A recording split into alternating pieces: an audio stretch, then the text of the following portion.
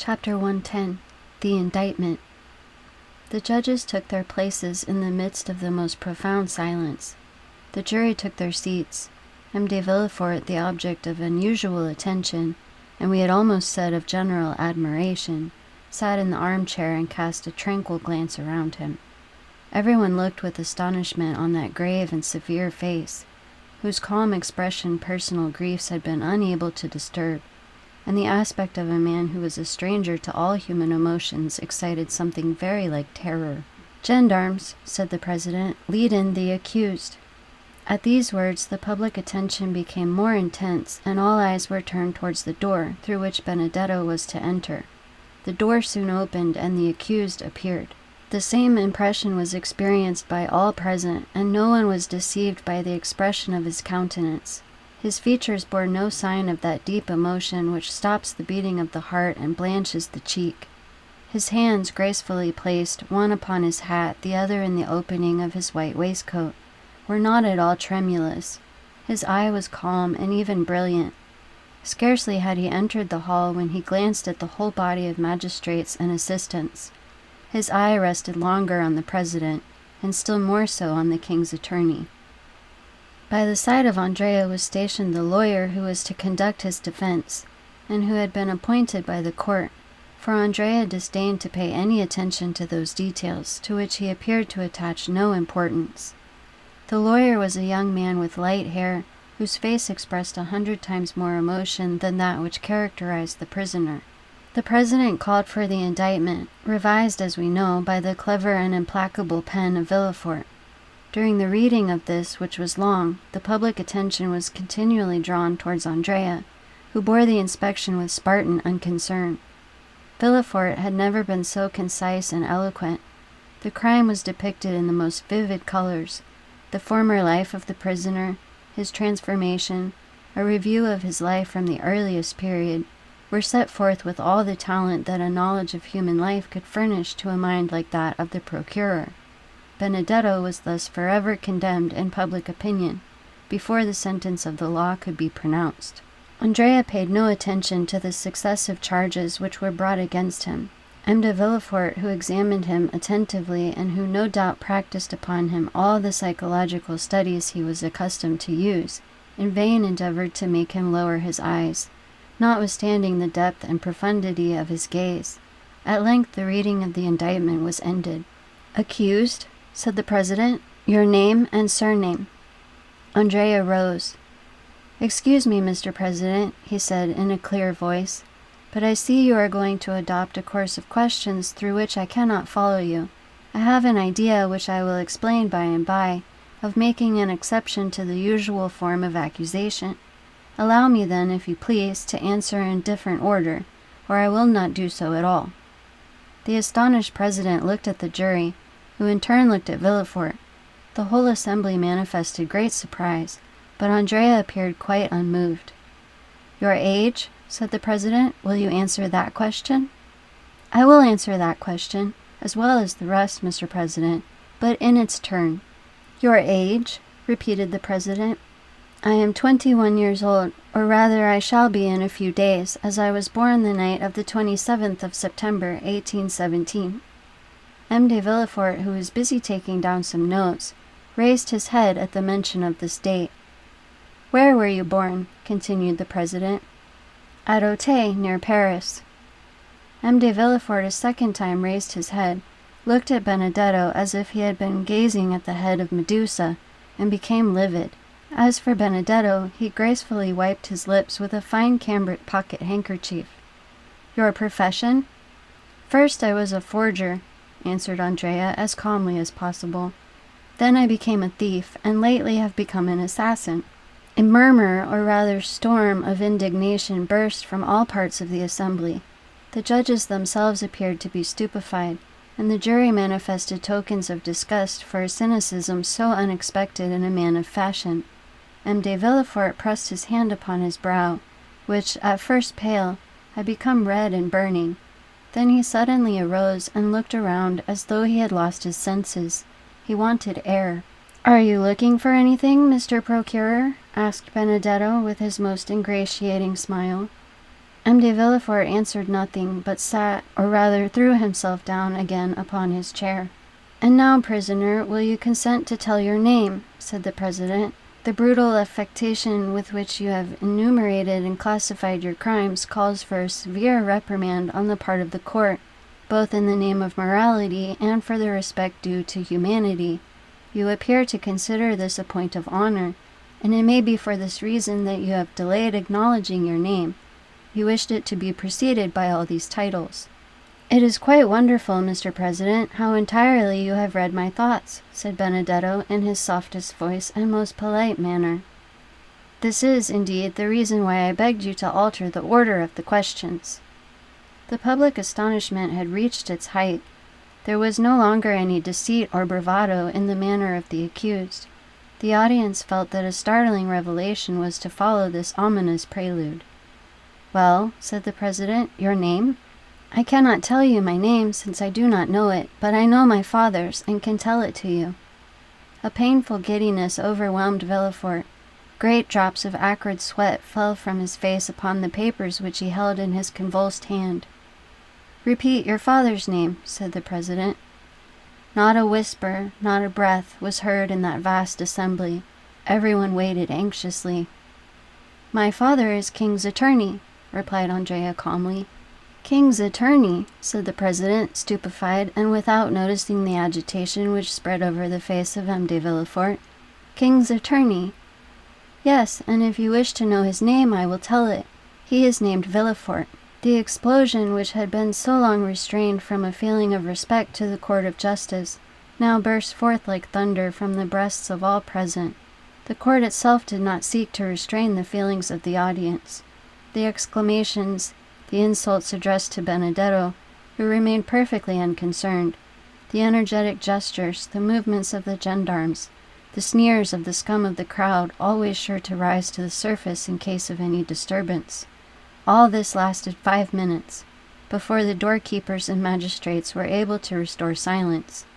In the midst of this tumult, the voice of the president was heard to exclaim, "Are you playing with justice, accused? And do you dare set your fellow citizens an example of disorder which even in these times has never been equaled?" Several persons hurried up to M. de Villefort, who sat half bowed over in his chair, offering him consolation, encouragement, and protestations of zeal and sympathy.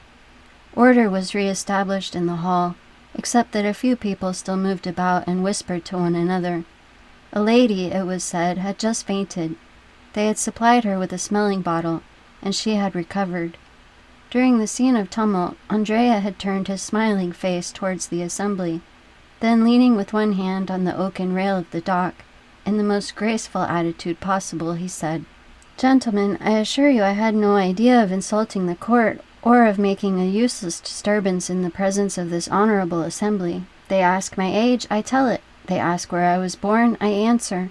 They ask my name, I cannot give it, since my parents abandoned me. But though I cannot give my own name, not possessing one, I can tell them my father's. Now I repeat, my father is named M. de Villefort, and I am ready to prove it." There was an energy, a conviction, and a sincerity in the manner of the young man, which silenced the tumult. All eyes were turned for a moment towards the procureur, who sat as motionless as though a thunderbolt had changed him into a corpse. "Gentlemen," said Andrea, commanding silence by his voice and manner, "I owe you the proofs and explanations of what I have said." "But," said the irritated president, "you called yourself Benedetto, declared yourself an orphan, and claimed Corsica as your country." "I said anything I pleased, in order that the solemn declaration I have just made should not be withheld, which otherwise would certainly have been the case. I now repeat that I was born at Auteuil on the night of the 27th of September, 1817, and that I am the son of the procureur M. de Villefort. Do you wish for any further details? I will give them. I was born in number 28, Rue de la Fontaine, in a room hung with red damask. My father took me in his arms, telling my mother I was dead, wrapped me in a napkin marked with an H and an N, and carried me into a garden where he buried me alive." A shudder ran through the assembly when they saw that the confidence of the prisoner increased in proportion to the terror of M. de Villefort. "But how have you become acquainted with all these details?" asked the president. "I will tell you, Mr. President. A man who had sworn vengeance against my father, and had long watched his opportunity to kill him, had introduced himself that night into the garden in which my father buried me. He was concealed in a thicket. He saw my father bury something in the ground and stabbed him. Then, thinking the deposit might contain some treasure, he turned up the ground and found me still living. The man carried me to the Foundling Asylum, where I was registered under the number 37. 3 months afterwards, a woman traveled from Rogliano to Paris to fetch me, and having claimed me as her son, carried me away. Thus, you see, though born in Paris, I was brought up in Corsica." There was a moment's silence, during which one could have fancied the hall empty, so profound was the stillness. "Proceed," said the president. "Certainly. I might have lived happily amongst those good people who adored me, but my perverse disposition prevailed over the virtues which my adopted mother endeavored to instill in my heart. I increased in wickedness till I committed crime. One day, when I cursed Providence for making me so wicked and ordaining me to such a fate, my adopted father said to me, 'Do not blaspheme, unhappy child. The crime is that of your father, not yours. Of your father, who consigned you to hell if he died, and to misery if a miracle preserved you alive.' After that I ceased to blaspheme, but I cursed my father. That is why I have uttered the words for which you blame me. That is why I have filled this whole assembly with horror. If I have committed an additional crime, punish me. But if you will allow that ever since the day of my birth, my fate has been sad, bitter, and lamentable, then pity me." "But your mother?" asked the president. "My mother thought me dead. She is not guilty. I did not even wish to know her name, nor do I know it." Just then a piercing cry, ending in a sob, burst from the center of the crowd, who encircled the lady who had before fainted, and who now fell into a violent fit of hysterics. She was carried out of the hall. The thick veil which concealed her face dropped off, and Madame Danglars was recognized. Notwithstanding his shattered nerves, the ringing sensation in his ears, and the madness which turned his brain, Villefort rose as he perceived her. The proofs, said the president. "Remember, this tissue of horrors must be supported by the clearest proofs." "The proofs," said Benedetto, laughing. "Do you want proofs?" "Yes." "Well, then, look at M. de Villefort, and then ask me for proofs." Everyone turned towards the procureur, who, unable to bear the universal gaze now riveted on him alone, advanced staggering into the midst of the tribunal, with his hair disheveled and his face indented with the mark of his nails. The whole assembly uttered a long murmur of astonishment. "Father," said Benedetto, "I am asked for proofs. Do you wish me to give them?" No, it is useless," stammered M. de Villefort in a hoarse voice. "No, it is useless." "How useless?" cried the president. "What do you mean?" "I mean that I feel it impossible to struggle against this deadly weight which crushes me. Gentlemen, I know I am in the hands of an avenging God. We need no proofs. Everything relating to this young man is true." A dull, gloomy silence, like that which precedes some awful phenomenon of nature, pervaded the assembly, who shuddered in dismay. "What, M. de Villefort?" cried the president. "Do you yield to an hallucination? What, are you no longer in possession of your senses? This strange, unexpected, terrible accusation has disordered your reason. Come, recover." The procureur dropped his head. His teeth chattered like those of a man under a violent attack of fever, and yet he was deadly pale. "I am in possession of all my senses, sir," he said. "My body alone suffers, as you may suppose. I acknowledge myself guilty of all the young man has brought against me, and from this hour hold myself under the authority of the procureur who will succeed me." And as he spoke these words with a hoarse, choking voice, he staggered towards the door, which was mechanically opened by a doorkeeper. The whole assembly were dumb with astonishment at the revelation and confession which had produced a catastrophe so different from that which had been expected during the last fortnight by the Parisian world. "Well," said Beauchamp, "let them now say the drama is unnatural." "Ma foi," said Chateau Renaud, "I would rather end my career like M. de Morcerf. A pistol shot seems quite delightful compared with this catastrophe." "And moreover, it kills," said Beauchamp. "And to think that I had an idea of marrying his daughter," said Debray. "She did well to die, poor girl." "The sitting is adjourned, gentlemen," said the president. "Fresh inquiries will be made, and the case will be tried next session by another magistrate." As for Andrea, who was calm and more interesting than ever, he left the hall, escorted by gendarmes who involuntarily paid him some attention. "Well, what do you think of this, my fine fellow?" asked Debray of the sergeant-at-arms, slipping a louis into his hand. "There will be extenuating circumstances," he replied.